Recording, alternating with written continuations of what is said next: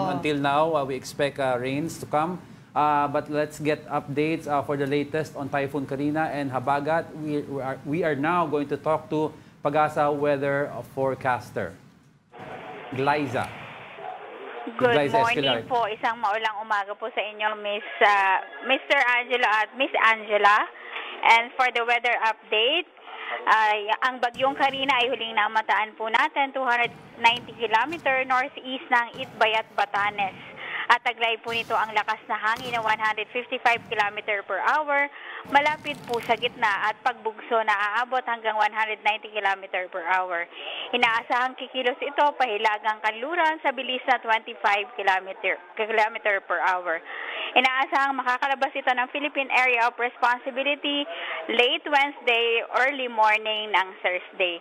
Dahil sa pinag-ibayong habagat ng bagyong Karina ay kasalukuyang merong red rainfall warning dito po sa Metro Manila, Rizal, Bataan, Pampanga at Bulacan. Seryoso mga pagbaha po ang inaasahan sa nabanggit kong mga lugar.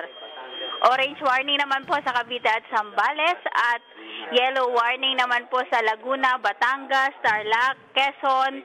Kabilang po dyan ang mga munisipyo ng General Nakar, Infanta, Real at Mauban. Pati na rin po ang Sampaloc. At inaasahan pa rin po ang tuloy-tuloy ng mga pag-ulan dito po sa kanlurang bahagi ng Luzon. At maulap ng mga kalangitan na may kalat-kalat ng mga pag-ulan sa silangang bahagi ng Luzon at Western Visayas. Samantala po, meron po tayong nakataas na gale warning dito po sa may northern seaboard po ng Northern Luzon, kaya maalong karagatan po ang inaasahan po dyan. At kung inaabisuhan po yung ating mga kababayan na gumagamit lamang ng maliliit na sasakyang pandagat na bawal pong maglayag sa nasabing karagatan. At bawal din po sa ating mga kababayan na maligo po sa mga karagatan na nakapalibot po sa Luzon at dito po sa Western Visayas dahil katamtaman hanggang sa maalong karagatan po ang inaasahan po dyan sa bahagian po ng ating mga dagat.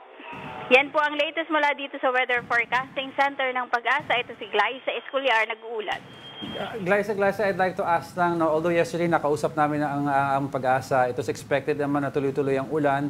Pero what happened between 3 a.m. and until now, na biglang ata instantly lumakas ang bagsak ng ulan, ang haba hindi na tumigil. May nag-enhance ba sa habagat? Kasi nagulat ang lahat Glyza. Opo.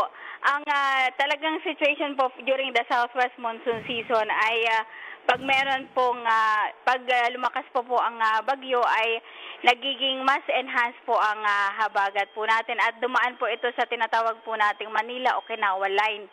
Kaninang madaling araw.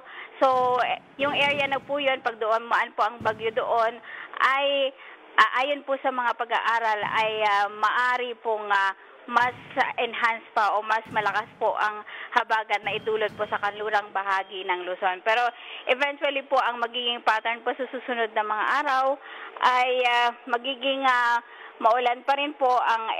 Usually po ang patak po ng ulan ay kung uulan po ng madaling araw ay mag-stop po ng mid-morning and then eventually tuloy ulit ng hapon. Pero kung walang ulan naman po sa madaling araw ay mag-start po ang ulan ng noontime. So, bali po sa ating mga kababayan, naglalay to moderate po yung ulan pero bigla ang bugso po ng hangin at ulan po ang occasionally bubuhos din po. Okay.